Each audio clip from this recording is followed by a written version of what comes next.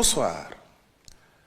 En ce mercredi des cendres qui marque le début du carême, le président de la République a tenu à adresser ses pensées à la communauté chrétienne, tout en exprimant son attachement à un Sénégal uni dans la paix et la concorde.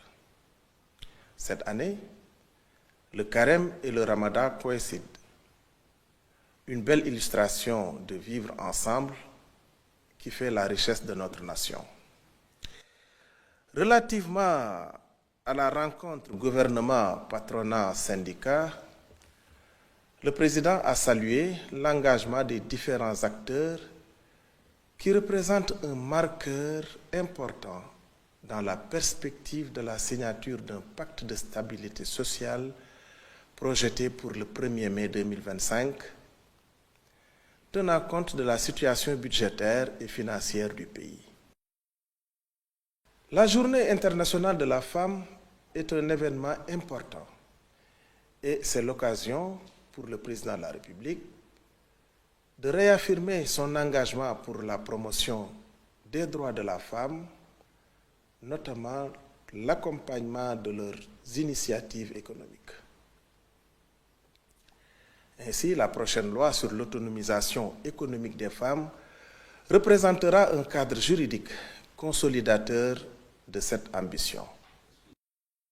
La pêche artisanale est un sous-secteur crucial pour l'économie nationale, notamment en termes de création d'emplois locaux et de génération de devises. Le président de la République demande ainsi au Premier ministre et au ministre en charge des pêches d'organiser des concertations inclusives pour tous les acteurs concernés pour replacer le secteur au centre de l'activité économique. Le Premier ministre est revenu sur la première rencontre tripartite entre le gouvernement, les syndicats et le patronat. Elle a permis de recenser les préoccupations de partenaires sociaux et au gouvernement de faire le point sur le contexte économique du pays et les accords en cours. Les syndicats ont soulevé des revendications dans plusieurs secteurs, notamment la santé, l'éducation et les collectivités territoriales. Le patronat a insisté sur l'urgence d'apurer la dette intérieure et de renforcer le dialogue public-privé, notamment par la loi sur le contenu local et un projet de loi sur le patriotisme économique.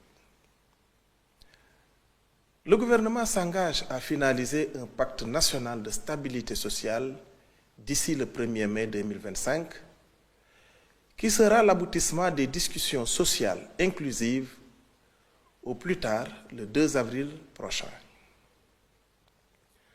En parallèle, le gouvernement accélère les mesures pour réduire le coût de la vie, relancer les chantiers publics, garantir l'équité salariale et régler les arriérés de paiement.